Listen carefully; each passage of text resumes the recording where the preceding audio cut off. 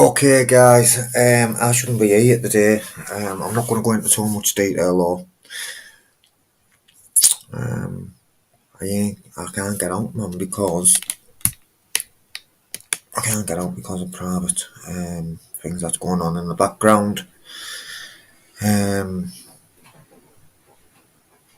I don't know when I'm going to get out now. But anyway, that's another story. Maybe tell you that on Wednesday evening when I go on. Anyway, good morning and welcome. It's not the Torp Show.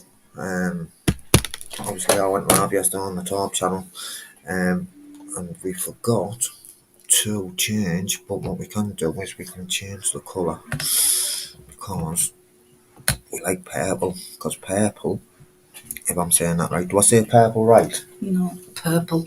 Huh? Not purple. Purple. Is that better for you?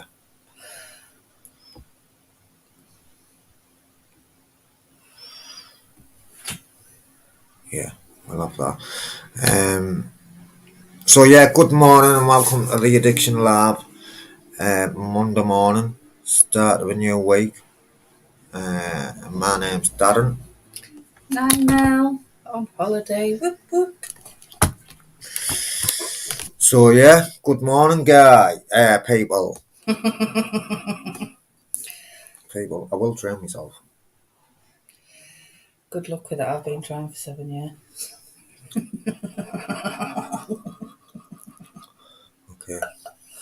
Okay. I'm not rising to your bed this morning, Mel.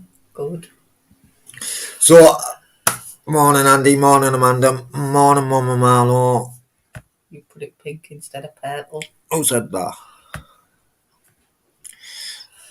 I suggest you go to the optician, Joe, then, Andy. That's what you were saying, mate. But just for you,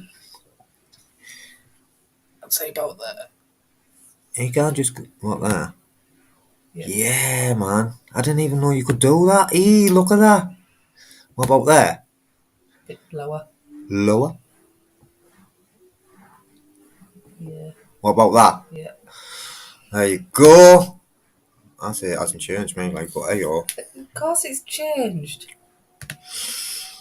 Morning, John and Kendra. Hope you're well. Morning, Paul. Morning, Paul. I didn't even see you there, mate. I hope you're well. Yes, I was supposed to be out this morning and something's happened. It's not major, but you know, what's the date? The 14th. February the 14th.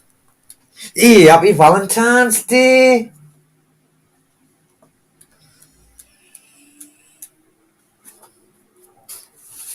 Right, so I'm gonna dive right in, and we're gonna do. I swear down. We're gonna do this one actually. So yeah, February the 14th, just for a day. Just for a day. Just for a day. We will read February the 14th.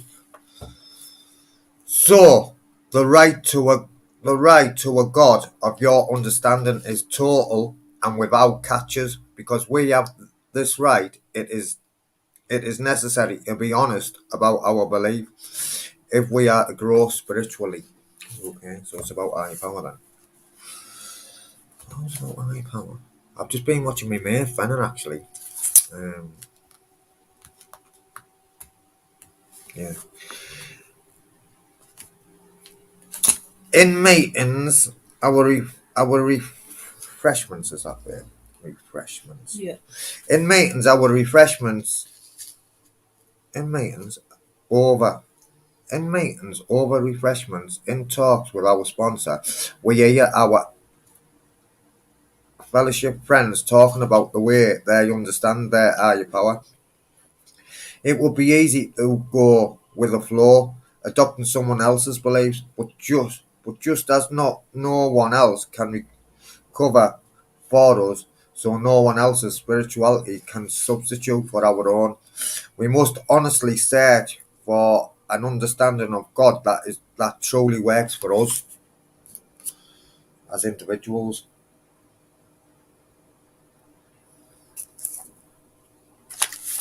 Many of us began that search with prayer and meditation, and continue with our experiences in recovery. Have there been instances where we have been given power beyond our own, where we have been given power beyond our own to face life's challenges, when we have quietly sought direction in times of trouble? Have we found it? What kind of power do we believe has guarded and strengthened us? What kind of power do we seek? With the answers to these questions, we will understand our higher power well enough to feel safe and confident. Confident about asking it to care for our will and lives. A borrowed understanding of God may do on a short haul, but in the long run, we must come to our own understanding of a higher power, for it is that power which will carry us through our recovery. Just for a day, I will seek a power greater than myself that can help me grow spiritually. Today I will examine my beliefs honestly and come to my own understanding of God. Do you know what I took out of that? I need to start connecting. Mate. Also, what I will say is I did used to go to fellowship meetings. I've been for quite a long time now, quite a couple of years. I've been to the odd one. And I didn't do it all. I didn't do any of the suggested things. I saw a sponsor, didn't want a sponsor, didn't believe, never mind, and I couldn't see myself coming to believe. So them two things. Let's talk about the power greater than. I didn't want a power greater than myself. You know, I didn't understand or couldn't comprehend how that would help me in abstaining from drugs. I couldn't comprehend it, man. However, I got to a point again where I'd overdosed, where I was within inches, and I mean inches, of my life.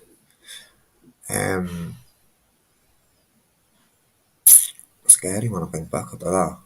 Where if that was like a few years before, I'd have been fucking disappointed that I woke up. But anyway, I got to a point where I'd overdosed again. One of my worst overdoses, well, the worst overdose. And I was within inches of losing my life. And I decided I'll start to chase my tail again, thinking I've done all this before, substituted drugs, you know. So I ended up going to a drug service which was called Hope North East at the time. It was called HNE, Hope North East. And what it is, I remember sat in a support group, right, and we was going on the room, not quite like a fellowship meeting, but not far off. There was no steps, it was just talk and therapy, really. I remember going on the room and it's come to me and I'm talking, and then the penny drops. I think I've done this before, man, and it doesn't work. So then I thought, I'll go to the fellowship, man, I'll go to a meeting, and I voiced it. And when I voiced, I said I'm going to do, sometimes takes me time. Anyway, I got to know this kid, this lad. I got to know this lad, right, and he lived on another estate, so I had to pass that estate because I was fucking getting on buses, man. My anxiety was through the roof. I had to pass that estate to go to walk North East, so I used to call for him. I used to give him a knock and we used to walk over together. Anyway, one night I'd went home, I was having my tea, and he phoned me and said, do you fancy going to a meeting tonight? And I was like, no, I need to have my tea. What I was doing, mate, I've been doing painting or something for my mum. I think I said, I have to have my tea and I'm painting for my mum. And he was like, you can have something to wait after the meeting and painting. You can do that tomorrow. We're like, no. Anyway, cut long story short, he talked me into it and I went to the meeting. There were still people in there, like Ben's mum was still in there. Fucking breaking hand them knees, man. Anyway, there were still people in there who were like fucking 14 and 15 year clean and sober. Do you know what I mean? And I was sat and I was listening and I felt as though I was back at home. However, I had this thought again that I've done this, it doesn't work. But then something else fucking came in and went, but you haven't done all them suggested things. You haven't done it, you haven't got a sponsor. Well, I did once, but I run circles around him. I did. I did, babe. I ran cycles, and I chose him to be my sponsor because I knew I could, time and nuts. So I hadn't done the suggested things. I hadn't done a sponsor. I hadn't done any steps. I hadn't done any service. So I thought, what have I got to lose by giving it a go? And I answered myself, I thought maybe my life if I don't. And if it doesn't work, I can put it on the par with everything else that hasn't worked. Anyway, it was quite small, the fellowship in Middlesbrough. And there was only one person that had the ability to sponsor. I mean, here you go, grabbed all. Well, I'll tell a lie, we started travelling, me and another kid, who'd end up coming in the meetings round about the same time. He'd been in and out, and I'd been in and out. But anyway, we started travelling, guys, peeps. And we were looking for sponsors.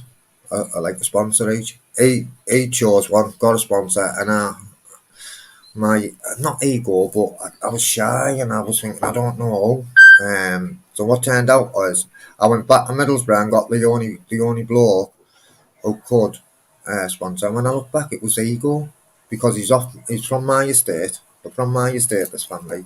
They own nightclubs and pubs all over Middlesbrough, and driving about in fucking big X-Barbs and all that, man. It was just ego. Look at what I'm knocking about with. Do you know what I mean? Look at what I'm going to fucking restaurants with. I go to fucking nightclubs and all that when there's big fucking parties on and all that, man. And I'm out, and I'm on the door out and the bouncers, not like fucking chucking people out, just making sure people's got tickets and all that, man. Do you know what I mean? It was ego. When I look back, it was all egotistic fucking bullshit. Do you know what I mean? But I wouldn't let anyone fucking nick in. Even these jippos were trying to nick in. How are you? No, none of that round here today, mate. Yeah, so, but what I will say is when I did do the suggested things, I stayed clean. And I couldn't believe it. And then what it is, I started tapping into this higher power. And something had happened. That lad who I said that I used to go and knock for, and we walked over. Like, he was mental. He had mental illnesses, just like me, but a bit. And like, he'd stare at you like a funny fucking old stare, man. Do you know what I mean? He used to get me paranoid, man. I want to fucking take windpipes out and that. So I'd phone me sponsor and tell him, and he'd say, "You're powerless," and so on. He'd say that. I thought, yeah, but there was once when he'd done something, this kid, and I phoned me sponsor and couldn't. So do you know what?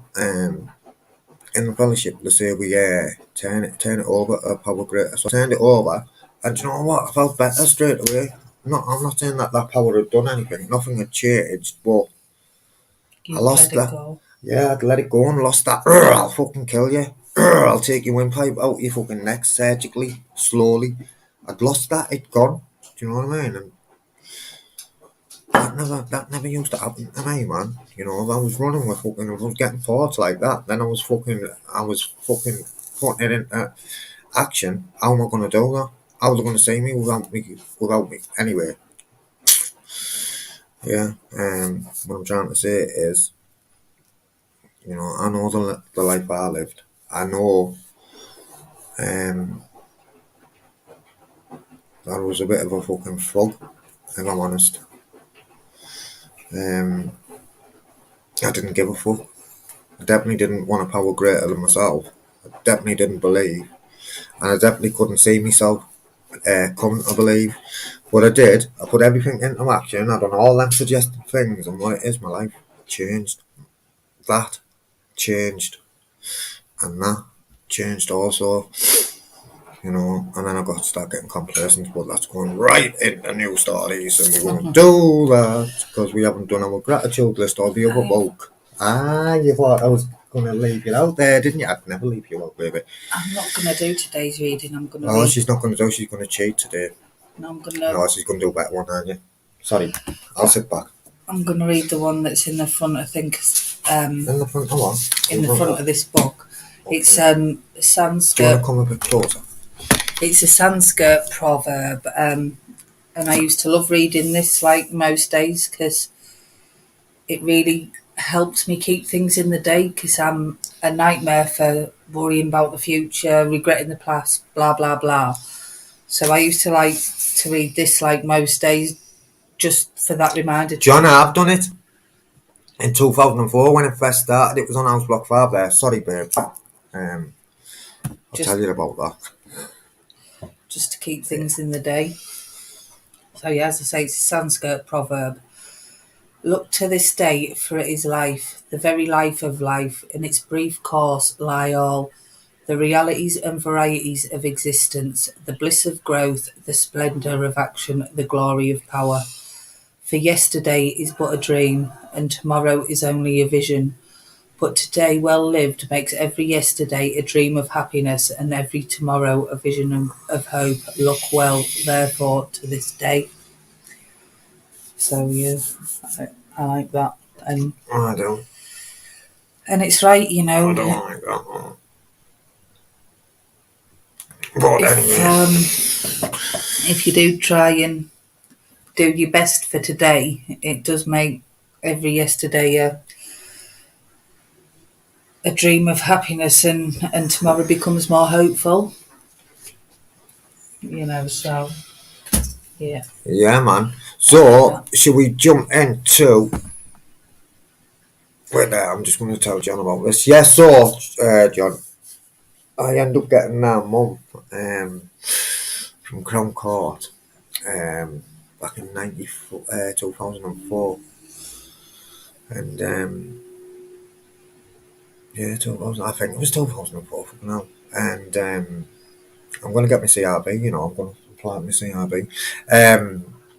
Yeah, anyway, I've gone in there. Fucking made me do me bareback. I think that was the first bareback fucking rattle I'd ever done. Anyway, I ended up on the drug-free wing. The bloke was called Tim from Phoenix, and what was she called? She was a little woman with black hair. Anyway, it was House Block 5, and one day they just opened the door and said, "You're going on the drug-free wing." Everyone was on the same wage over there, $7.50 a week. Didn't matter what job you done. It was class, man. I liked it. It was good.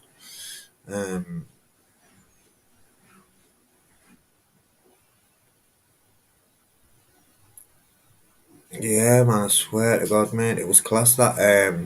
But when I got there, right, so when I got on that wing, it wasn't all up and running and all that properly, mate. They were just getting it, but they started doing it.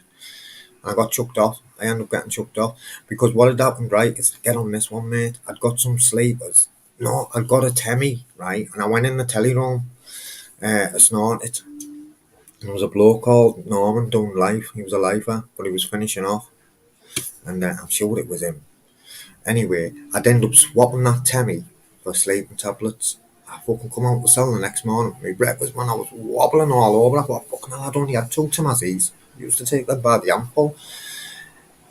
I got caught. What it is on there as well, there was 2 different kinds of drug tests. So you have drug tests on there anyway, and if you got a positive, then you didn't get punished. Like, you didn't lose no jail or nothing like that. You just got took off the wing and put on normal location. And then there was the random piss test. Anyway, this day, flats sent it out us. Suppose they sent it out us. Drug test under suspicion. It come back negative. I was fucking gutted. I was thinking, that's me getting kicked off this wing, because it was a good number, man. It was a fucking wicked number, man. Thought, that's me getting kicked off. And that's where we were at the morning meeting, man. And they were going on, and then they went, oh, we've got some positive. Where's Platts? And I was thinking, positive. Fucking positive what? Man, is what I was thinking. Your drug test came back negative. I was like, get on. But they fucking got rid of us, man, after that. Not long after that, because I got sent home from the workshops. Bastards. They put me on House Block 3. And then not long after that, B-Wing on House Block 3. Then I went to Brixton and the Court of Appeal. I didn't even know it was appeal. I was only done for 9 months. And that was for the commercial burglary. No, it wasn't. Anyway, yeah. It was good, that wing. I loved that wing. So what we're going to do now, anyway, is we're gonna jump into. Should we stick for 6 or should we go for 8? It's up to you. Tell you what, you know what? We'll keep it might be new people and all that, And I remember when I first got told to do gratitude list, I used to struggle with them, man. I used to struggle with them. Fetch. I was padded up with Fetchy, but not Tom. I would fucking been on a 3-day local, mate, rattling me fucking back off, man. Now I only fucking landed, man, on house block 1. And he'd only had a visit that day. I slept like a fucking baby, mate. The next day I had a few, and the next day went to court, man, never come back. I was dead bored. Anyway, let's move on about that, because that was what the shit times are. But yeah, so listen to this, guys. We're gonna do peeps. We're gonna do 6 things that we're grateful for. If you can put it in the chat, that would be appreciated. If you can, or you don't want to, just visualise it for us, please. Do you want to start this morning? So I am grateful for the dogs. Grateful for my washing machine, because I love my new washing machine. I am grateful that I've got a nice warm house when it's horrible outside. Can I stop you? What? So you've said you're grateful for your dogs, not our dogs. You're grateful for your washing machine, not our washing machine. You've said you're grateful for your house, not our house. I think you might need to do some reflecting. Anyway, that's free. Carry on. I'm grateful to have such an understanding boyfriend, fiance, who likes to nitpick at everything Not I do nitpick. and put me right when I may be possibly wrong. Don't get confused. So that's 4. I'm grateful to have food in the cupboards. That's 5. I'm grateful that I can watch telly in bed, because I enjoyed watching telly in bed last night. I haven't been able to do it since we've been here, because Kingston's had our telly, but Darren wired it up for me yesterday, so I could watch telly in bed, and it was lovely. I like watching telly in bed. Phil, before bed, it was nice. So that's 6.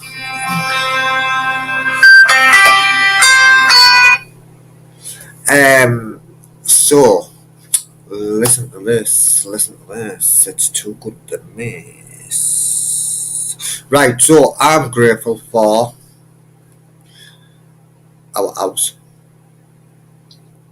I'm grateful for the phone, because it is a connection. I mean, a lifeline now in recovery, and I'm going to make sure I get connected. I'm grateful for these addiction labs, because they do help me as much as the next man or woman. I'm grateful for my extended family.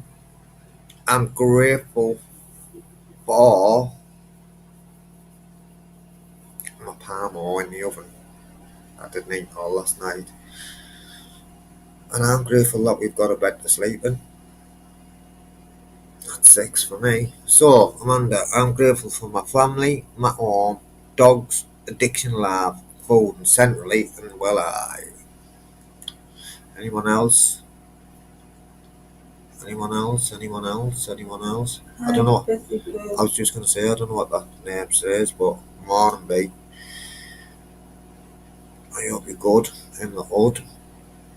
Yeah, man. So, today, like back then in them dark, horrible, as Evie would say, them black goo people, because I was definitely a black goo, man. It was dark, man. It was dark. It was all dark around me. I don't know. I didn't think about things that I was grateful for. There was nothing to be grateful for, or so I thought back then. There was nothing to be grateful for back then, man.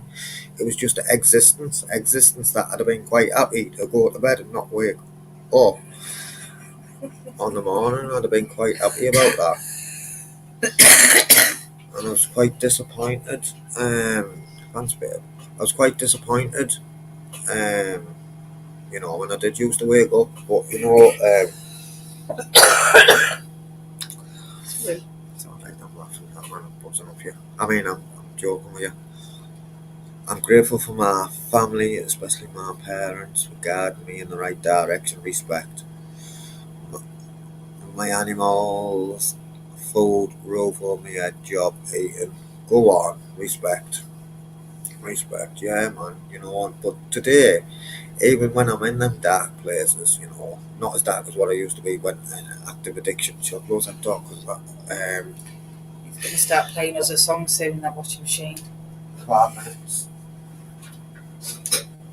It's got 5 minutes left. Yeah, so, even when I have been struggling the last couple of months, I have got the ability sometimes, or if someone usually takes someone to point it out, look at the positives. Must be positive, got to be positive somewhere. And do you know what? Usually, 9 times out of 10, doesn't matter what kind of situation I'm in, I'll find the positive. So yeah, I'm grateful for being here. My home, my dog, family, friends, and my ex. Yeah, man, respect. John and Kendra as well. John and Kendra, where are they? Sorry, you nearly slipped through. So John, Kendra and her dogs, 6 kids, grandkids. Socks. Dog socks, I think. Dog socks, kids and grandkids, having YouTube, Mr. and Mrs. Taub still being here. Well, I mate, not going nowhere, us man. Not yet. We might, one I day. think he meant us and he's still here. Oh, you're still here. Good. I'm gonna smash FIFA today. Yeah, so we've got our. Do you know what? It's quite a big telly, that one what we got in the bedroom. We haven't had it for ages. So I think it's 50-inch telly. And now that I've got that big one that we got for birthday, it just looks like fucking a 30-inch telly to me. It looks tiny. I fell asleep last night, yeah. I can't go to bed, man, and watch telly. I would just fall asleep, mate. Yeah, even on the settee, I fall asleep. Has to be something. It didn't woo me very well. I did. You didn't, because you fell asleep. Fancy reminding me that. Ooh. I can do it all day today. Can you? Ooh, yeah. On and on and on. Yeah, man. Have you got anything planned? Well, I have had a request of Jade. Jade, is she here? I don't think she's here. Yo, Tobbs, tell you what, man, I'm still sub to you, but after last night on Film Boys live stream, I won't sub to various people because of the serious hate they've been saying. It's shocking. I can't see Film Boys channel lasting much longer. They're trying, I know they're trying the hardest to bring him down, but mate, again, I'm not getting into all that anyway. It is what it is, and thanks, Biggie, superstar, mate. Yeah, we just want bombs of positivity over here, don't we? Yeah. I think the more you're filled with hate and anger, the more it affects you. Paul, have you put anything that you don't have to don't think I'm picking on you, mate, but if you think I am picking on you, you probably got it right. No, we don't pick on people. No, I don't, man. I don't pick on no one, but he usually does put his gratefulness on, doesn't he? Gratitude. Gratefulness. His gratitude. Liv Fraser, yeah. I'm here, you bitch. Okay, then. Right, we need your gratitude list. Live free. 6 things you're grateful for today. Come on, 6 things you're grateful for. Come on, Live free. 6 things you're grateful for, mate. Please don't say drugs, though, because we might trigger someone. And you know what I'm going to do as well? What I'm going to start saying as well, like tomorrow, 6 things that you're grateful for, but 6 different things than we said yesterday. So I'm not going to put any of them 6 things that I've just told you that tomorrow, if I'm here, I shouldn't be even fucking here now. I should be out. You'll be forgetting what you've said today tomorrow. And also, if I don't, I shouldn't even be out, man. I should be out. Fucking family life, man. Family life. Yeah, 6. But you know what? I'm grateful that I've got a family life. Actually. And that we're responsible enough. Yeah.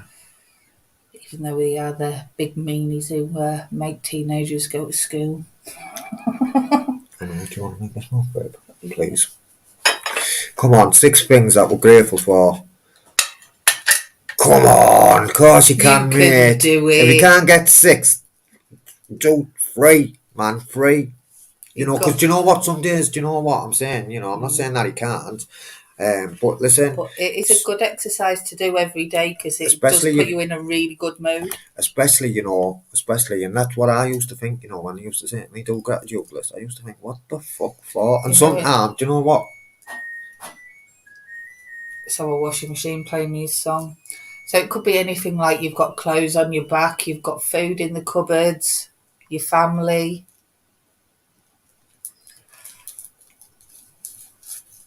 I know, it's right, Manda. So, listen to this. When I first got told to do a gratitude list, and I was like, what a gratitude list, man. And I'd done it, right? And for the first couple of days, might have been even longer than that, nothing changed. But what it is, I remember this day, I was driving Mel to work.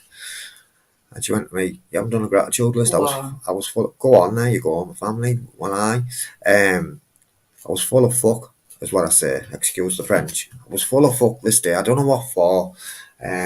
Mel had said to me, you haven't done your gratitude. Yeah, that's a good one. I like socks to keep your feet warm. Yeah, Especially on that's cold right, days. isn't it? So she's saying to me, you haven't done your gratitude list, have you? And I went, no. I'll do it when I get home. She went, why don't you do it once you let me out the car? Stop. Fucking speak 'em. Speak 'em out to yourself, man. I'm grateful for A, B, C, D. And I swear down, I done that, right? And my mood changed, man, like that. But it wasn't happening at first. When I first used to do it, I used to think, fucking hell, I'm doing this for, man. Don't even do it now. But it did. It got to a point where that day I was full of fuck. Something had happened. I wanted to take windpipes out of someone or somewhere. And I was full of fuck, man. Full of fuck. I just wanted to unleash. I done that grateful. I done that fucking gratitude list, and I swear to God, it put me in a better mood. Put me in a better mood. True story, that. True story. And that's why I try and do it every day and get myself like and get us in a routine. You know, because it doesn't happen overnight like that. It took about a week or so, or maybe a little bit longer for me, for it to start having that effect where I was full of fuck and I'd done that gratitude list. And what it Well, is, don't they say it takes like 20 something days to form to new form a habits? new habit. Yeah. So if you do it every day for a month, then your thinking does start changing. And that's why. And rather than looking at things negatively, you start to see the positives in situations. Morning, Evie. 6 things, Evie, if you can. 6 things that you're grateful for, Evie. If you don't want to put them in the chat, just visualise them for us, please. Superstar, our Evie, isn't she? Do you want a coffee? Do you want me to make them? Well, you just made a small. It's all right, I'll make them. Yeah, I'll put. Okay, you'll get. It's all right, I'll do it then. But I don't think. Hello, Belbo, you little pal back. I don't think Jason. So if you just want to have a chat this morning. I'll share my story. If Jade's not in. No, but it might be better to do it when Jade's in. You know, share your. Why? Jade watches these back anyway. Man, so she can watch it back, Jade. Morning, Lordy lad. Woohoo! Amy's doing the woohoo. I'm gonna woohoo her all day today. Woohoo!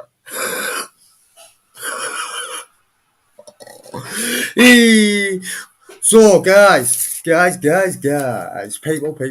I mean, I don't say guys. I'm lying. And I don't lie. So, yeah, I was supposed to be out in Newcastle today. Flying solo today. Do you know what? This is the truth as well, you know. So sometimes when I go out, report and audit and whatever you want to call it, right? When I go out and I do what I do, not when I'm by myself, not all the time, but sometimes I feel nervous, man. And then once you're in it, once you go on with the flow, them nerves go. But like, listen, I went to Home Fair in West Yorkshire, to show News Now Yorkshire, some support, and I knew, well, saying that, I know what fucking any police force or any police station, any police officer, constable, any police constables, capable of. And I wasn't feeling nervous that day when I went home for and went hands on, and I had to go. And you know what? I was thinking about this last night. So I'd done probably worse than what News Now Yorkshire done, and he got arrested for it, right? So they're going hands on with me. So I've pushed. You can hear me saying, "Well, don't push me, or I'll push you back," because I'd already pushed them. And I believe the reason I didn't get locked up is because they knew they'd fucked up with News Now Yorkshire. Otherwise, I'd have been arrested then. But yeah, anyway, why am I fucking going on about that? Oh yeah, because I'm supposed to be out today. Morning, JJ. So, oh, wait there. What's our Evie saying? Sorry, Evie, I nearly missed you. You nearly escaped it. Right, sure will. Right, 1, my big eyes. 2, my daughter. 3, my cat. 4, chocolate. 5, thingy I can't mention. Thingy my bob, I like it. 6, not having 19. Respect TV. I like that number 5 though, that thing we were Bob that I can't speak about. Well, she's class, I would even, isn't she? She's class, man. So I think Jade was gonna. Oh, are you all right? Yeah. I think Jade was gonna do a bit of a life story. If I'm not. No. I've got it. But she's put a request in, so but I do think. No, I didn't. What? She done a request for what? Because she's thinking about detoxing off of methadone. Oh yeah, stuff. I know. So talk about that, wasn't it? And I think it'd be better if she's actually here to do it, just in case she has questions or. Well, I won't talk about that. I'm going to do my story. Listen, my story is fucking massive, man. So just do condensed. I will do condensed, obviously. Because last time you did it, it lasted 5 hours. Yeah, that was because I was fucking. I'd put it on pause and all that, man, and went to shop for you. That's why. And I was getting sidetracked. You'd already been on like hours before that. Yeah, I got sidetracked. So, right, we'll start. We'll start from half an hour. We'll start from the start. So, I grew up in a single parent family. The father was nowhere to be seen. I'm the oldest of 4. I've got 2 sisters and a brother. I'm the oldest. I remember we had to move from a place called St Elders, which is where Middlesbrough Police Station is now. It's not so much in a housing estate, but that used to be one of the West housing estates back then, back in the 70s and the 80s. We're in like this flat or 2-bedroom flat. I remember we had to move because they were getting pulled down. So we moved to a place called Northampton, which was quite.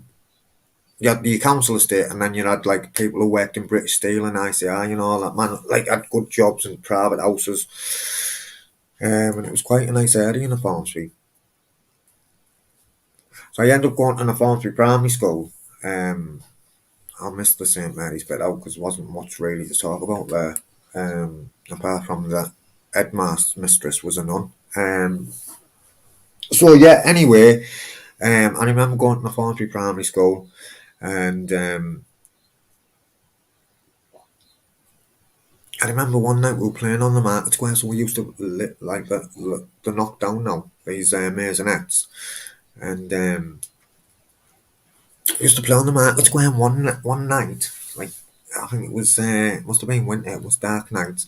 This double-decker bus has come round the market square, and there was loads of people, like blokes, airy-ass blokes, hanging out the window shouting, Newcastle! Yeah, now, man, looking back now, games, fuck them, doing that. And I was fucking attracted to that kind of fucking dysfunctional fucking shit, even back then. I think I was about 10-year-old. Um, I was fucking fascinated about them. They've all got off the mortal, and there was about 10 to 12. There was Geordies. There was a bloke called Robbie. He's dead now, God bless him, through alcohol. A big family from, well, not big family, but a well-known family from the Formsby. So there was Robbie. There was only him who was like originally from Middlesbrough, but he was a big Newcastle United supporter. Um, then there was a Geordie. There was a Cockney. And there was none of them from fucking Middlesbrough, put it that way, apart from Robbie. But he even used to talk like a Geordie. Anyway, I remember going on a school trip to Carlton. So we'd fucked off and we had to do this orienteering and all that, man. When I come back, my mum was with one of these blokes. He's just died. I found him on Facebook. He's just died of cancer, called Philly. My mum was with this Philly, and he moved in and all that, right? And he started being quite strict. And I used to give him all that. Will you close that door, babe, please? The back door's open, isn't it? I used to give him all that. You're not my fucking dad. Don't tell me what to do. Again, guys, I'm only 10-year-old. I remember we got a telly. We got a television, right? But you had to put 50 pence pieces in. But our son clocked out to fucking get the little potato knife and fucking land that meter on. From from that early age as well. And I remember it was a remote control telly. It was West Ham fucking had a remote control telly, man.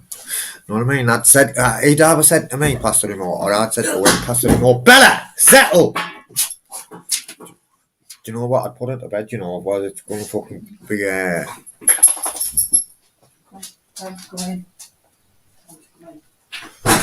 she's going to get the chairs and that black, put it to bed, babe. Yeah, so, anyway, something had happened around about this remote, and he said to me, get to bed. So what it is, we lived in a three-story maisonette. So you used to go in the front door. My bedroom was there. It was like a little fucking WC, a toilet and a sink. And then you come upstairs to the living room, the kitchen. Then you went upstairs to the bathroom and 2 bedrooms. So he's saying to me, get to bed. Telling him to fuck off, mate. I'm going to no bed. You know what I mean? So he got me and tried to drag me down the stairs. So I lashed. I fucking lashed him all over. 10-year-old lashed him. And my behaviour started declining pretty rapidly. I was going to school fighting with teachers. One in particular, he was a supply teacher, Mr. Pike. I was fighting, like physically fighting with him. And I remember my friend, Anthony, he used to go in this, they used to come and pick him up in a car. And they used to take him places and all that, because we didn't go on school holidays. We had fuck all. I mean, we didn't go on holidays. Abroad or in England, we didn't go nowhere. Do you know what I mean? Went to Recca every now and again, the seaside. And I remember getting fucking jealous, being jealous of him going all these places like Lake District and fucking ice skating and Flamingo Land and all this kind of palaver. So I was jealous and I was like, can you get me? And he was like, no. Anyway, I got put in one because I was fucking fighting with teachers. And running out of school, me and a lad called Matthew, ran out of school and went to town centre, playing on escalators and in the lifts and all that. 9, 10-year-old. I got put in this bad behaved group. And even back then, my thinking was, fucking hell, if I'm getting rewarded like this for fighting with teachers, what else will I get if I start being even more fucking naughty? Anyway, fast forward, it goes to senior school. I was a class every year, every subject, fucking science, maths, history, unit PE, you name it.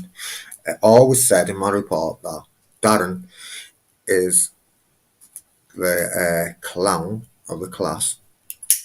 But if he did apply yourself, we do believe he'd do good. A lot better than he is. I used to get detention and all that, man. I'm thinking, oh, I'm not going to detention. You just didn't turn up. Or I'd get lines. And she did give me lines and I'd rip them up in front of them, things like that. Got to a point where I was that close. To getting expelled. And then man suspended. I was that close. My mum used to work at ICI. And we had the old windows. So the fucking windows had a big window there that you could open, like a middle pane with a little window like that. And she used to leave that window open. So I used to climb up, get a stick and knock that thing off and open the window. And me and my mate used to climb through and just stay in till she was like about half an hour till she was coming home. And then we'd fuck off out and then I'd get the stick and I'd fucking...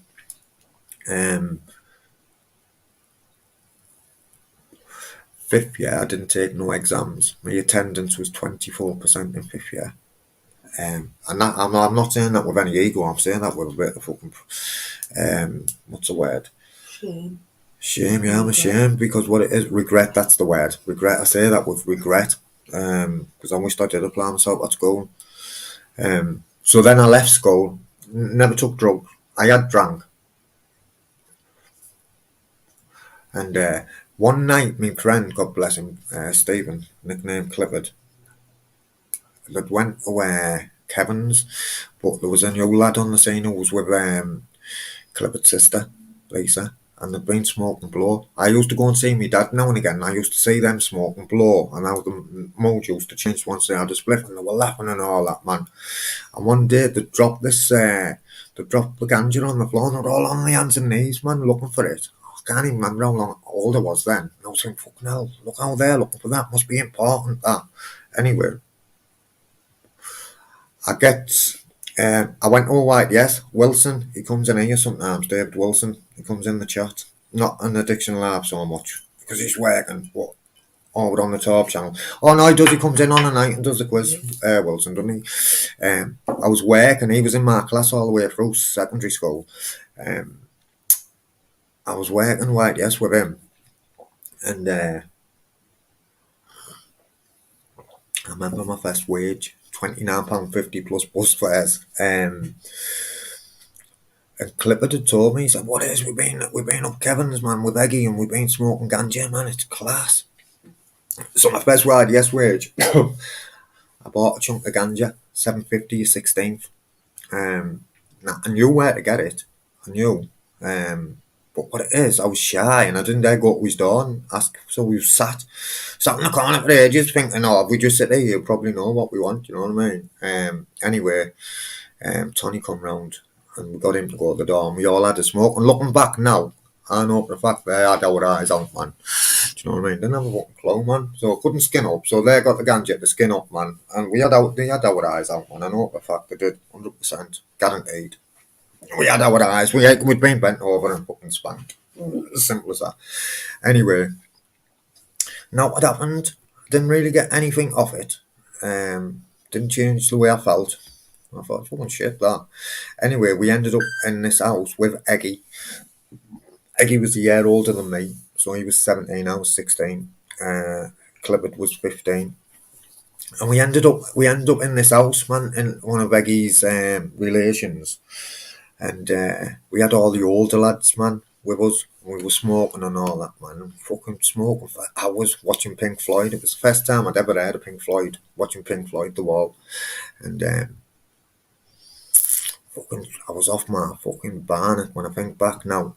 And what it is, me and him, Clifford, we went on a whitey, man. And it fucking took me, right? So to walk from that house to my mum's back then, where she lived, it'd have been like, it took fucking not even 5 minutes. It took me over 35 minutes to get home. Just couldn't walk. And I was fucking, he was the same, Clifford.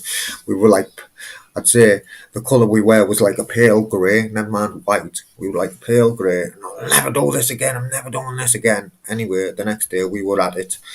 Because what I don't know is it changed something in there. It switched fucking something off in there. And from there, guys, I did rapidly start going through all the drugs. You know, once I'd done that, start taking speed, start taking sleeping tablets, trips, going mushroom picking. What else? I wasn't really fucking every drug there was, apart from heroin. It wasn't about. I've never really heard of it. Well, I had heard of it. I'd seen it on Prisoner Cell Block Age when I was a kid. Anyway, Kevin was a year older than me. He had a car, all legit. and heroin did end up coming about, but we didn't know what it was, man. And you couldn't get it in Middlesbrough. You had to go to Scairn Park in Darlow. So what it is, the lads used to say to us, give you 15 quid if you take us to Darlow so we can score. And there was a little woman there, man. I swear, I don't remember going in the house with them. So after they scored off these two brothers, I won't say the names, but and that was a fucking hell, man. Anyway, they used to give us 15 quid. We would put a couple of quid diesel in the car, and then that'd buy our ganja. Do you know what I mean? So that's But looking back, guys, you know, when I say I thought I wasn't an addict then, but looking back, we smoked ganja every single day, and if we couldn't get like fucking 250 between three of us each, or whatever, or 375 between two of us, I was ratty. I couldn't sleep. I tossed and turned. It was horrible, man. Looking back, I was addicted, but it wasn't that. I didn't have that physical pain what heroin gives you. Anyway, there was another lad who knocked about who was called Richard. He's dead now as well. So sad. It was about 10 of us all walking across the school field, and me and him walked in front, and he was telling me about this stuff. It's just like ganja. Have it, man. I swear, don't you have a little bit? And it's like smoking an ounce to yourself. You know what I mean? I thought, oh, smoking an ounce to yourself. Fucking hell. So I was off. And if I'm honest, the first go I had was intravenous. And again, that first go didn't do nothing to me, you know. It didn't do nothing. But fucking shit. But I pretended that I was walking off my head and all that. I don't know why. But I pretended to the lads that I was off my head. I don't know, a couple of goes. And then we end up smoking it. Me, Eggy, I think Kevin, fucking loads of us. Well, our little crew. End up smoking it on the fire. And then came the crime. But I quickly stopped smoking it after about 6 months, and then going back to intravenous drug use. But I'd been into intravenous drug use and amphetamines before I picked this ganja stuff up. And then came the shoplifting and the losing weight and the committing crime, and it was just a vicious circle, man. I decided I don't want to do this no more. Fucking mental health was going through the roof. I remember once, because I couldn't do it myself, I'd let this lad in my mum's, or I was in his, I don't know where I was, but I remember him injecting me and I was crying, man. Like, literally crying that I didn't want to do it no more, but didn't know how to stop. Didn't know. I tried and I just couldn't.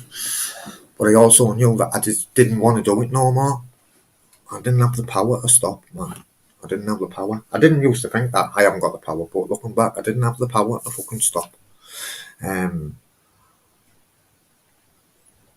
remember Clifford, God bless him, it went to rehab, and I thought, that's what I need to do, I need to go to rehab. So I think it was about 97. No, it wasn't 97, because I don't know anyway, fucking what year it was, but I ended up going to, I was in and out of jail.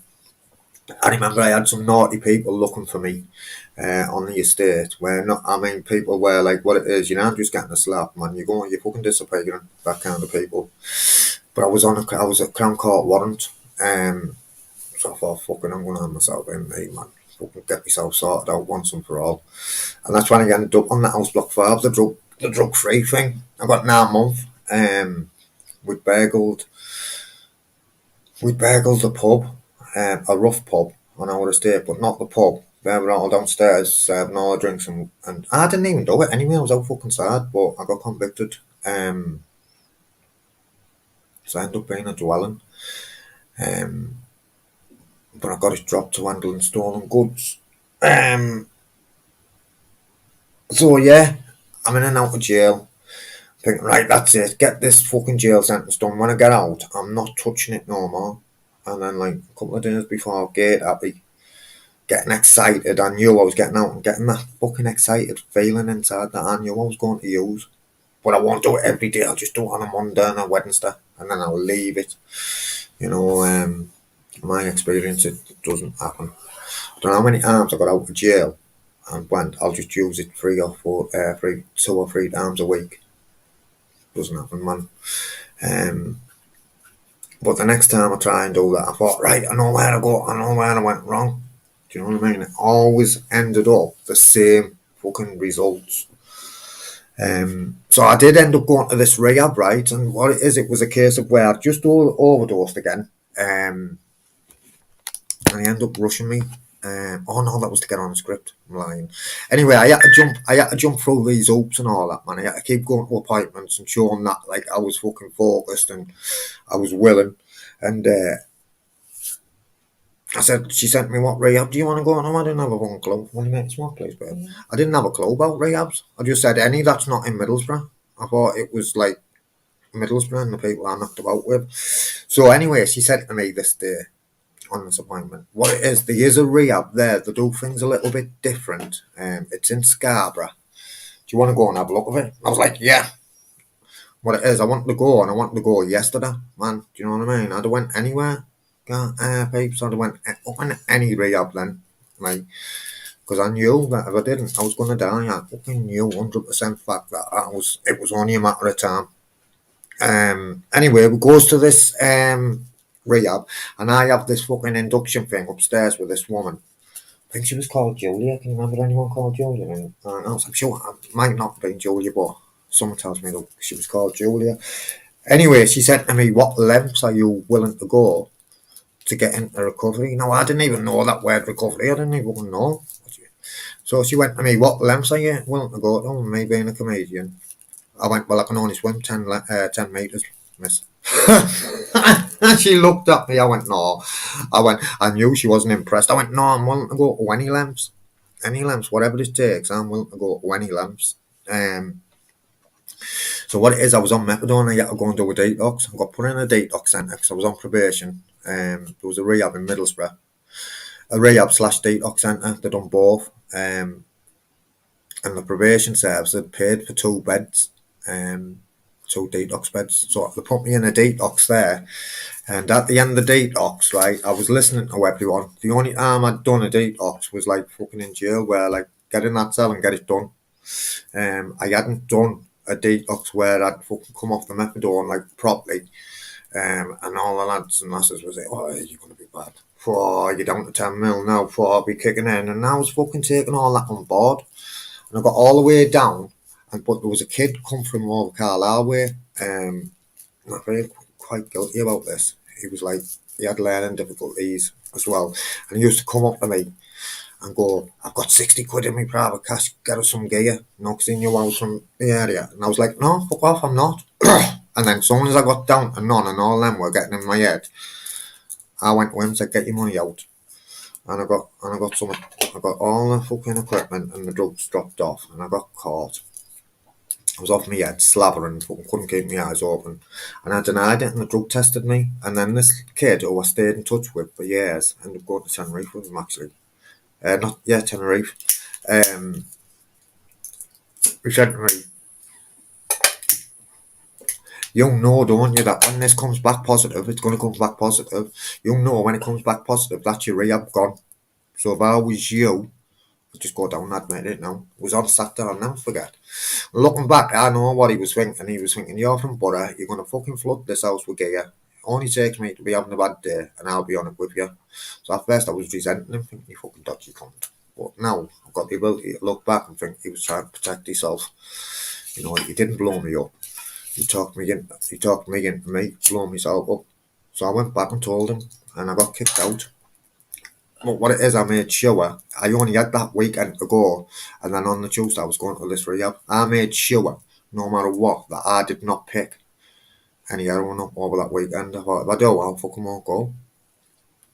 Anyway, I goes to this rehab. It was a 12-step rehab. And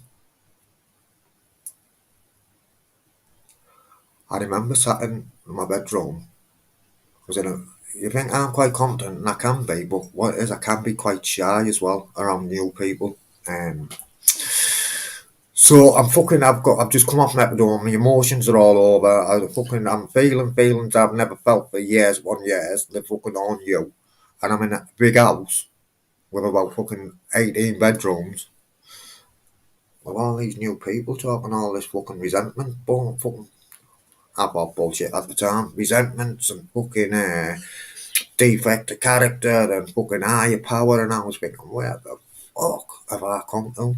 I was thinking it was a fucking cult, this man. I was thinking if the lad could see me Saturday, I'd get fucking tortured. I'd get tortured, I'd get put in the gas cupboard and I'd get fucking bread and water for a week. I was thinking, fuck this, man. So I was laid in the bedroom and knock on the bedroom door. It was a double bedroom, but there was only me. There was no one else in this bedroom. There was no one chair in the room. Knock on the door. Do, do, do, do, do. We're having a quiz.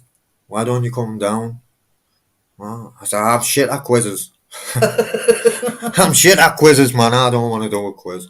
And he said something like this to me. I can't remember the full words, but don't be sat up here isolating. Do you know these are fucking words? I didn't use these kind of words, man. I'd have put myself down. I was in the bedroom. I was just on my own, chilling. Do you know what I mean? None of this fucking isolating. He went, because your disease, once you're isolated, man, and then once you're isolated, it talks to you, and then you'll be out. And I was like, fuck me, what the fuck have I come to, man? Fucking disease. My head'll be talking to me, and I'll be out fucking hell, man. I thought, I'm gonna fuck off, me. And then I pulled myself back, and I thought, you know what, I'm gonna stay for a couple of weeks, get myself stronger. And then when I go home, I'm gonna go back out raving and smoking ganja and having a drink and that now and again. So anyway, the next day, they all goes out, right? I hadn't even been there 24 hours. And you couldn't go out anyway. I didn't know this, but you couldn't go out if you hadn't done your step 4 and 5. You couldn't go out on your own. You had to be escorted by someone who had done the step 4 and 5. Anyway, they all went out this day, and I had to stay in because I hadn't been in for 24 hours. I sat there, man. I swear down, fucking fear that came over me was unreal. So I'm sat there thinking, and all of a sudden, just fucking like a steam train, guys. Honest, sat there thinking, I don't even know who I am. So I'm not going to act around these strangers. Do you know what I mean? It was fucking, that was fear. I wanted to get up there and then and run, if I'm honest. Truth be known. I want to go upstairs, get me fucking stuff and run as fast as I could. But I never. I fucking, I sat it out. And then I started taking control. Put the comedian mask on. And then I started fucking running the show. Sad, really, when I think about it. You know, you do what I say when I say it, and what I fucking say. I remember this Kev. I stay in touch with him from time to time. He was from Middlesbrough, and he was in a bad way, but he was a counsellor in there. And I remember they pulled me in the office and went, "Look, you don't want to be here, you. So why don't you do yourself a favour and every fucker else swore at me and everything? Why don't you do yourself a favour and every fucker else who's here to get well and fuck off?" I said, "Hey, don't you tell me what I want. If I didn't want to be here, I fucking wouldn't be here. I do want to be here, and I'm staying." And he went to me, "Well, that's what we want to hear. If you want to be here, knuckle down and fucking do what you've got to do." So I remember this Scottish woman as well. She was dead bubbly and all that, man. Do you know what I mean? And then she got to this step 4 and 5. And I just seen her like she fucking having breakdowns and that, man. And I was thinking, what the fuck's this step 4 and 5 all about? So that put a bit of fear into me. And I started looking at this step 4 and 5, and it was like taking a moral inventory of yourself. So basically, fucking looking at all your life and your fucking secrets and your dark fucking shit that you've done. And then step 5, share it with another human being. And God. And I thought, fuck off, man, the stuff that I'd never share. I fucking hell, man, get 7 years. Fuck off. I'm not sharing all that, man. Do you know what I mean? But then they were saying, and if you hold anything back in this step 4 and 5, you will use again. That's guaranteed. And I was like, oh, for fuck's sake. So I remembered that. I thought, I'll stay for 3 weeks and I'm fucking off. So that's what I done. But I think in a way they were glad to see the back of me because I was just fucking becoming a nightmare. I was becoming a nightmare. So my mum was coming And I said to them, don't fill the car. What it is, make sure there's a space in that car because I want to come home. Man was crying on the phone saying, we're going to go through all this again. I was like, we're not, I promise, I swear down, I fucking changed. Been to rehab now, man. Been to rehab, I haven't done no work on myself, man. I've heard it all before. I went, you haven't heard it all before because you haven't been to fucking rehab, man. Anyway, they're coming, there was no, and I kicked off. He's fucking done it on purpose, but I made sure I was in that car. But while I was upstairs getting me stuff, the bloke had said, make sure he doesn't pick up anything, even a drink or ganja. And if he doesn't pick up, he's got till Monday night and he can come back. And I knew, as soon as I hit Middlesbrough, that I was smoking ganja. I fucking knew 100 billion% that I was, no matter what I was. And that's what I wanted to do. But I remember them telling me this. You use ganja or cannabis or anything else, mind or mood altering substances, you will, not might, you will go back over. And you think it was bad before you come here, it'll get worse. And I was thinking, couldn't get worse, mate. Couldn't get worse.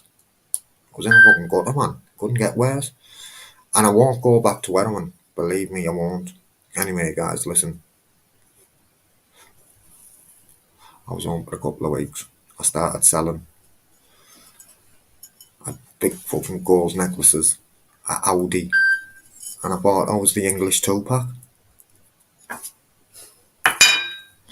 So then I thought, I can't touch that smack.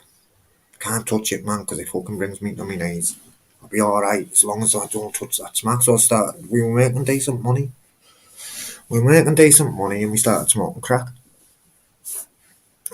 And I got to the point where I was saying to the lad who set up, fucking go and get your mum out of bed now, 5 o'clock in the morning, get some money up her. No, fucking go and get her out of bed now and get some fucking money up her, you know she'll lend you it. Do you know what I mean? Just fucking selfish as fuck. I'm fucking telling you, go and get some money, man. We've done our profits in. Go and get some money. And then I was using Valium to come down. And then it wasn't long before I was smoking gear. And then it wasn't long before I was back out shoplifting. And then it wasn't long before the roundabout was going fucking fast as fuck and I couldn't get off. I repeated all the same fucking mistakes. And guess what, guys? It got worse. It got worse. I didn't think it could get worse. I was back in jails and fucking institutions and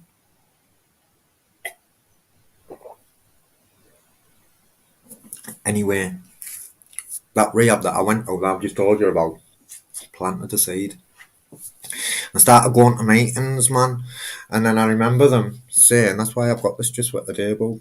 Just for Today, do the Just for Today reading, hand it over to a power greater than yourself that I didn't believe in.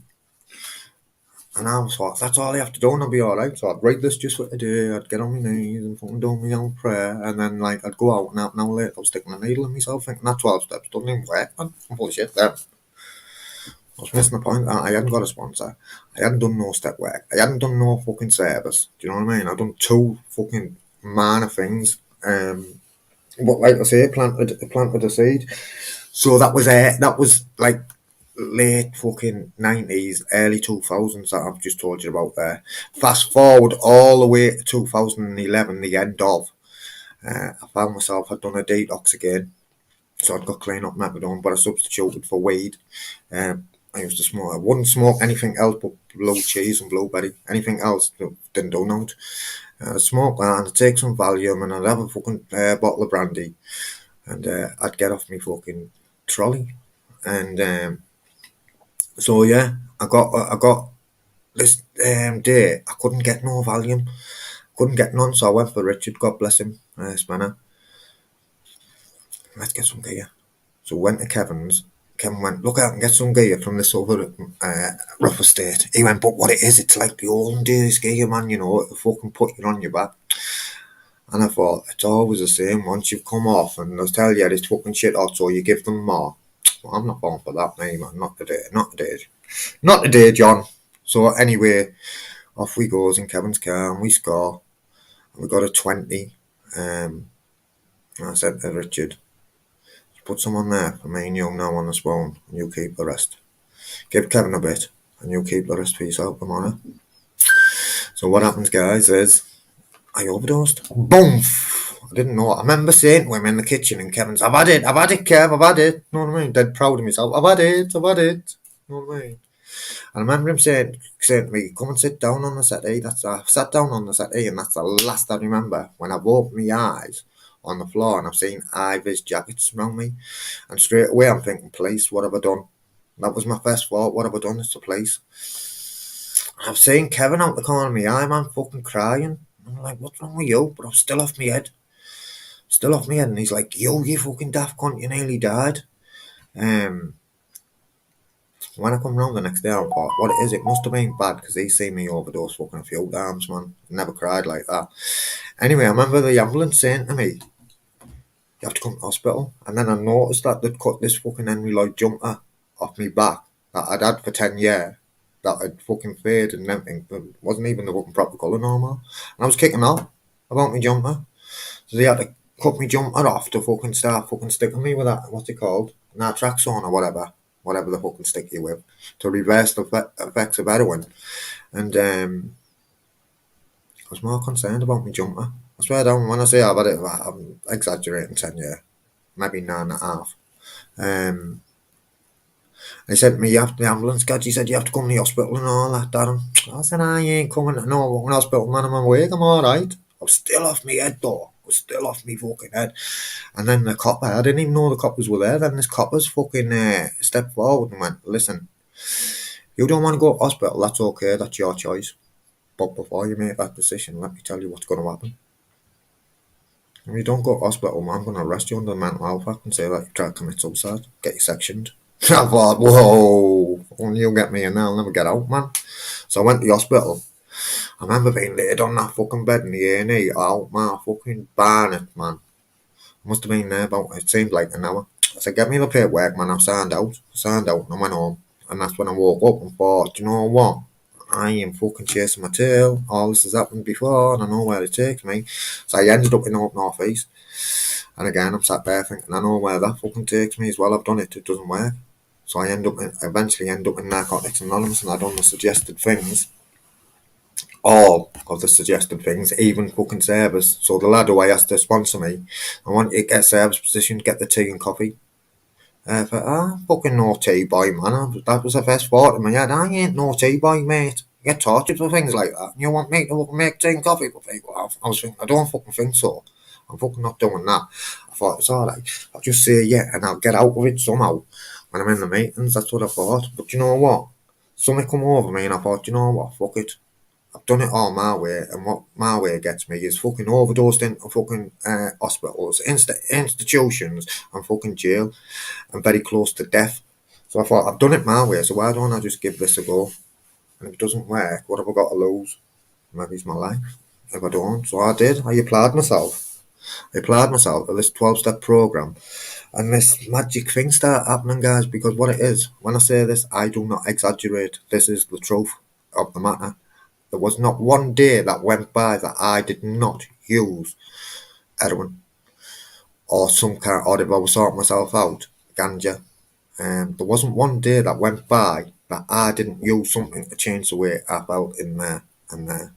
And that's the truth. That's the fucking gospel truth. May I be struck down dead now if I'm lying here. Not one day. And the odd day that I did, that was because I'd been locked up fucking shoplifting and held for court. Or I was in jail and no one had out. No one had any visits. That was the only time, or I was in rehab. That was the only times, or in an institution. That was the only times that I did not use on a daily basis, guys. I don't say that with any ego because it's quite sad when you think about it. You know, I needed a substance to get by day to day. Even beat methadone. So I applied myself to this 12-step program, and then get on this one because I never ever, and I mean ever, apart from when I was doing the white, yes, wanted to work. I didn't want to work. I could make more going shopping. True story. So I didn't want to work. And then I'm fucking applying myself with this 12-step program. I'm going out in restaurants, right, that I'd never really done. I'm looking at menus, didn't even know what the fuck I was ordering. Do you know what I mean? 30-odd-year-old and didn't have a clue what was on the menu. Sad state of affairs when you think about it. When I started doing normal things like going out for fucking curries and that, man, with the lads and lasses out of the meetings. But more importantly, I was 3 months in, I got this fucking 3 month keyring. I swear I don't, I used to buzz off it. And then the next thing, I was 6 months in, I got another keyring. And then a year, I thought, fucking year, mate, a year. And I know, mate, in my heart of heart, I know that fucking full 12 months, I did not take anything to change the way I felt. Be that fucking ganja, heroin, anything, sleeping tablets, nothing. The strongest thing I took was fucking coffee and fags. And that's a true story. Then I got 18 months, and I thought, fucking hell, there's only one more to get, and that's multiple years, and I fucked up. I fucked up at 21 months, but in that 21 months, I then became employable. I got a job. I was trade plating. So I wasn't using, I got a job, I'd become a productive member of society, and things were looking good. But then I put the programme down because I was driving all the time, so I didn't have time to phone my sponsor. I didn't have time to go to meetings, but really I did, because me and Carlos used to go to meetings like fucking Birmingham all over. But when I was working, I ended up working on my own, and it all had become a bit too much of a chore for me. Do you know what I mean? I forgot. And I got complacent, and I thought, I'd never done fucking 3 months before, I'd never done 2 days, I'd never done 2 weeks. And all of a sudden I'm like 20 months, or I'm 18 months clean. I don't need them meetings. Don't need to speak to my sponsor, and I don't need a higher power greater than myself anymore. As long as I just choose not to take drugs, I'll be alright. And before you know it, you sit in the barbers long enough and you get a haircut, and that's what happened. I didn't get a haircut though, I got a fucking skinhead right down to the wood, and there you go again. I was back on the roundabout, and it was getting faster and faster and faster, and I couldn't get off again. So yeah, that's me experience. And that's how I met Mel in the rooms. So yeah, that's more or less condensed the story of Darren and his addiction. But what I would say though was when I was in the madness, and I was crying that day when I was intravenous drug using, and I didn't want to no more, but I couldn't see a way, I didn't know how to stop. I don't now know that it's possible. I didn't see people get clean. Man, we never seen people get clean. The only way people got clean was fucking they died. That's the only way I seen people get clean. They died, man.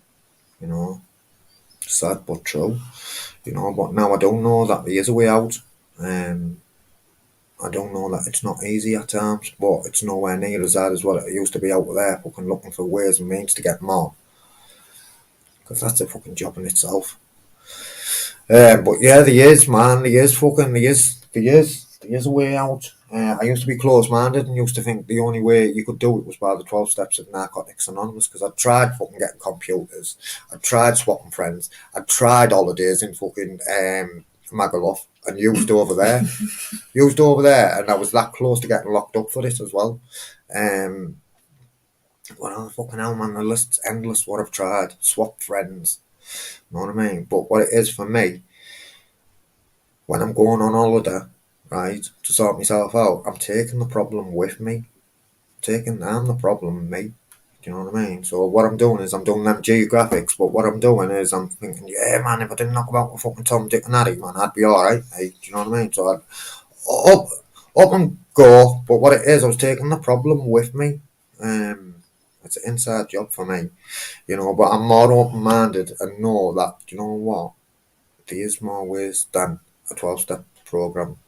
A 12-step program to get into recovery. There's many different routes, be that smart, be that a 12-step fellowship. I don't know what else is there.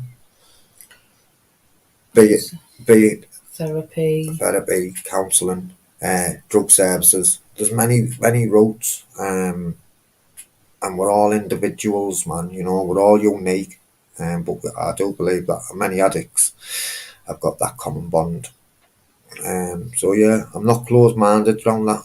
I know what works for me, and it's a 12-step program that works for me. I know that for 100% because I've tried everything else. I've tried the smart meetings, I've tried rehab. But then I think it's what you apply yourself to. It could have been different if smart came along at that time, when I was ready. And I think it's not so much the program that you use, it's what you apply yourself to properly. Maybe you're Do right. you know what I mean? Yeah, maybe you're right. But And yeah, just listening to your story, the 12 step is the only thing that you've fully applied yourself to properly. true story. True story. You know, but there again, for me, why am I going to go to a smart meeting when I can just go straight to the source that I know that's worked for me? Oh, I'm not saying it's a bad thing. I'm No, just saying, I'm just saying, like, that's where my Yeah. thinking is. I'm thinking I'll just go back to 12-step meetings because I know it works if I apply myself to it. Morning, Jade. I do think it's, whatever you apply yourself to in life. And don't get me wrong, I love the 12 steps because obviously I went to the same rehab as you and I did apply myself and for me it worked. And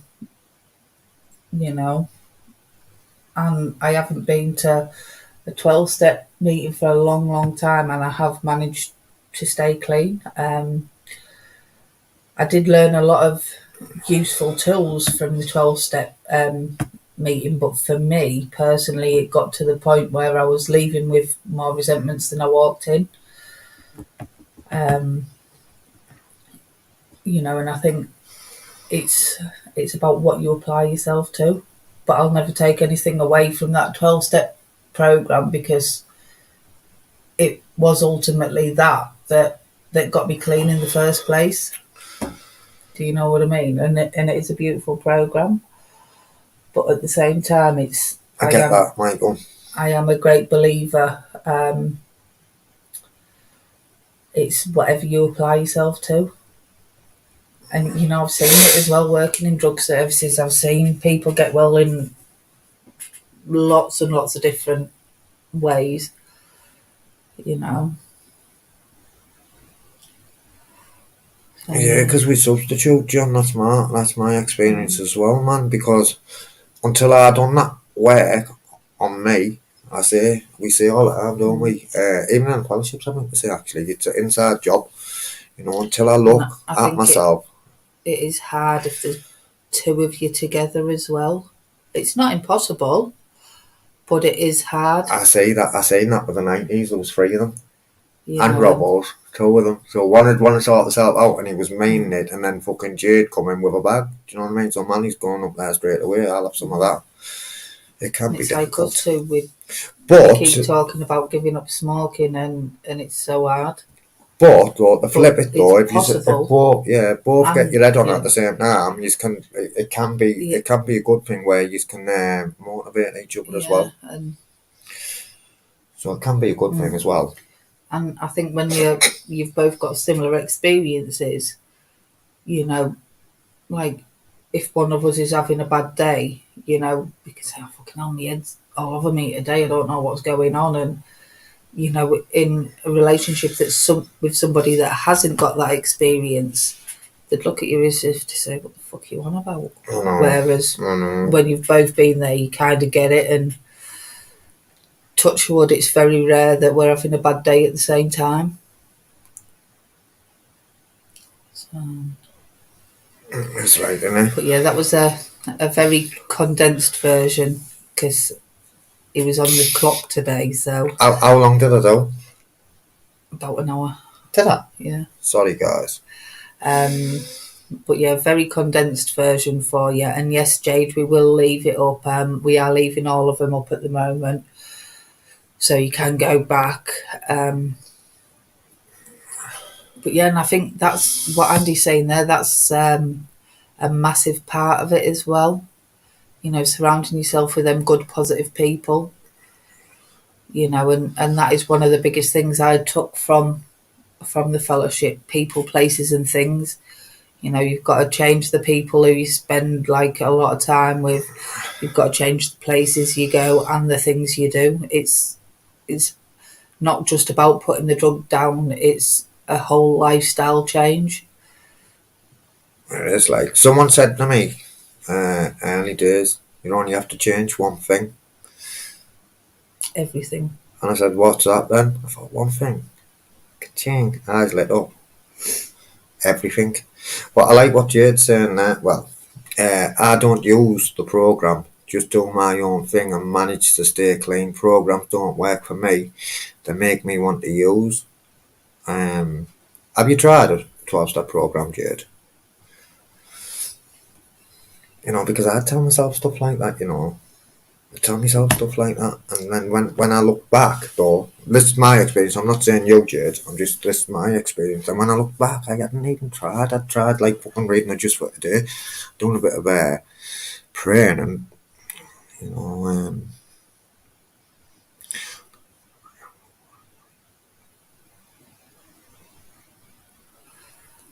And I think sometimes it can be difficult. Yeah, but you know what, Jade, that can change, man. You're only early days at the minute, aren't you? It does get better and easier. I was like that, man. I was like that when I was going to them 12 steps and I was applying myself to it, do all the suggested things. And then if I couldn't be round fucking the lads and that I'd used with, because I'd either do this, I'd either sell myself short and talk about all that fucking bullshit and then walk off and feel as though I'd just sold myself out instead of saying, do you know what, I don't do that no more, I've changed. Do you know what I mean? I didn't have the ability at that time to do that. So I'd be in all that bullshit and walk off and think, I've just sold myself out.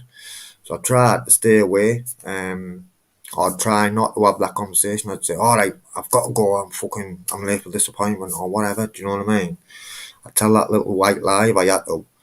But I got to a point where I could stand and have that conversation, and if they went down that road, I'd say, look, I'm not being funny, mate, but I don't do that no more. And if I'm honest, I'm not really interested. But this is how I got well. And try and pass it on. Do you know what I mean? And try to pass that 12-step stuff on. Do you know what I mean? But then you do find... shall I make a cuppa? Yeah, you do find that once you do stop using, a lot of people will try and... Drift away. Yeah, they'll try and pull you in, but if you don't buy into it, they drift away, don't they? At first, you will find that a lot of them old associates will try and pull you in and say, so-and-so's got really good stuff, blah, blah, blah, blah, blah.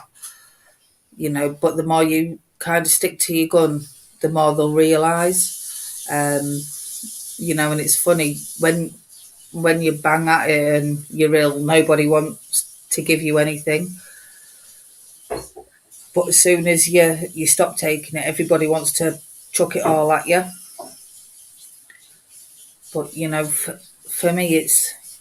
And I do get it, some people, it's difficult to be in like a meeting format. But maybe, start off with looking at some stuff online. I know there's lots of main shares on YouTube as well. And they can be quite inspirational. And there's lots of reading that you can do. But for me, it's not just about the reading or being in a meeting. It's about applying stuff to your life to make them changes. Because you can't read yourself well, you can't listen yourself well. It's all about action, and and it's about what. Like, I know for me, a lot of mine was massively trauma based. So for me, the 12 steps on their own wouldn't have worked. I had to have quite a lot of therapy to look at all that trauma.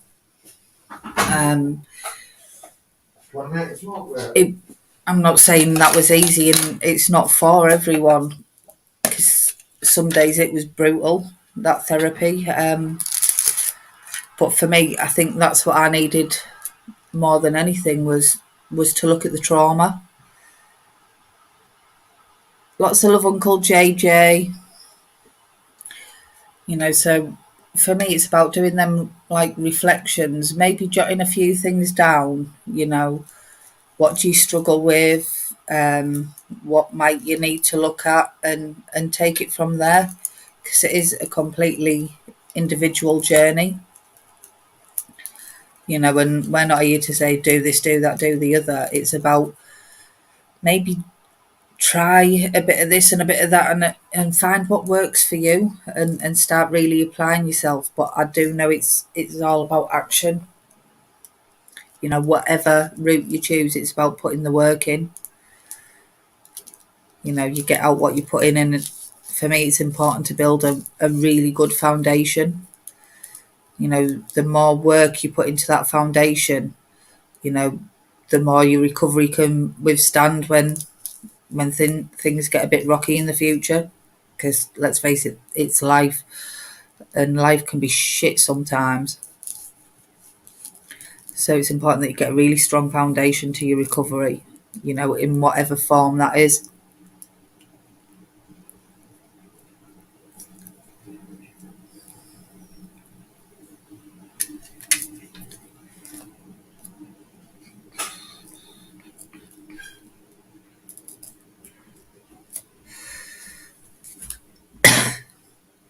You know, and I do have, because I know you messaged me yesterday.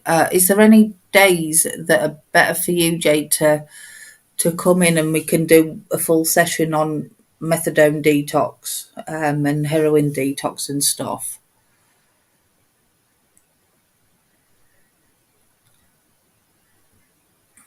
And it's hard, isn't it? As you start reducing and stuff, it does get hard. But we can do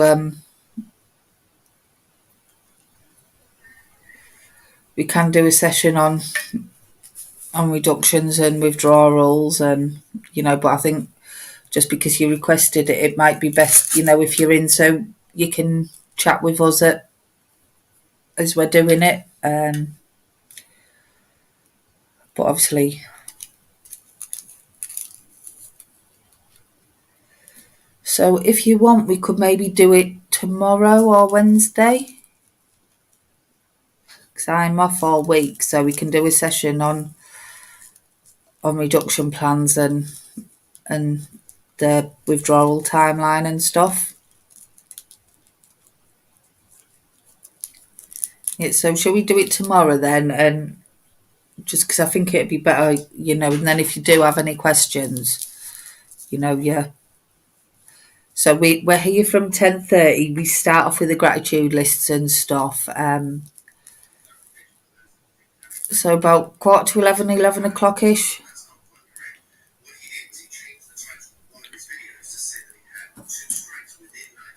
But yeah, we'll do a session on that for you tomorrow, and then at least if you're in the chat and you've got questions and stuff, you know, there's plenty of people in here that's got experience of it as well. So, you know,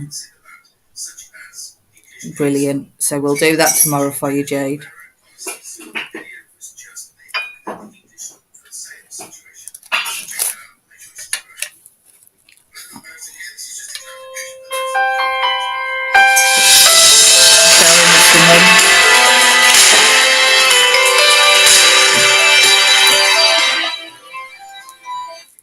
Hiya, Mum. So yeah, we'll do that. Right, you'll have to come up then, and then I'll have to go up cafeteria. Oh.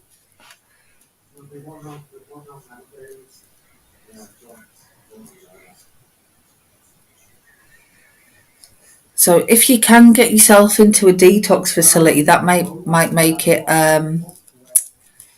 a little bit easier on you, because you'll be in a safe environment doing it, and you have staff there 24/7, you know, to help you with your medication and stuff.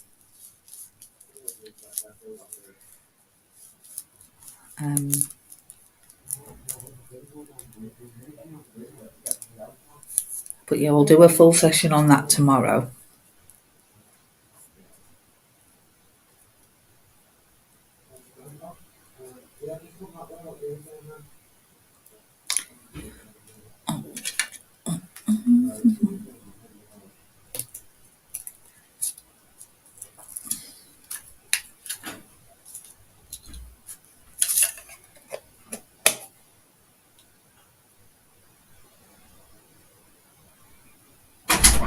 Mum's on the way.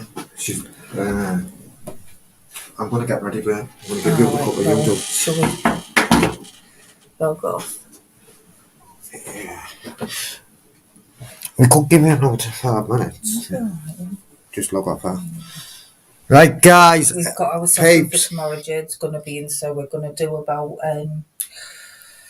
methadone reductions and a detox time frame, withdrawal timeline. Yeah, I'll give you my experience. I've done many a detox from methadone. Yeah, I'll give you my experience. And I've got a proper session as well. You've got a proper session, Well, proper worksheet. have you? Yeah. What for methadone now? Yeah, I think so. Right, okay then. So what we'll do then is we'll be back tonight at 8 anyway. Yeah. We'll be back tonight at 8 for a chill and chat. And if anything comes up, then we'll go from there. But what we're going to do, guys, is we're going to just we're going to get going for now. And we'll see you tonight. Hope you all have a good day. And yeah, man. Hope you all have a good day. And we'll see you tonight at 8. And if we don't see you tonight at 8, then just be good. Be safe. Be safe. Be safe. Yeah. Bye, guys. Great to have you all here. See you later, Jezza. See you later, Jezebel. See you later, mate. Right, see you later, everyone. I'm just gonna end this now. Woohoo! Right, I'll catch you later. Hope you all have a good day. Respect. Bye, everyone. As always, respect.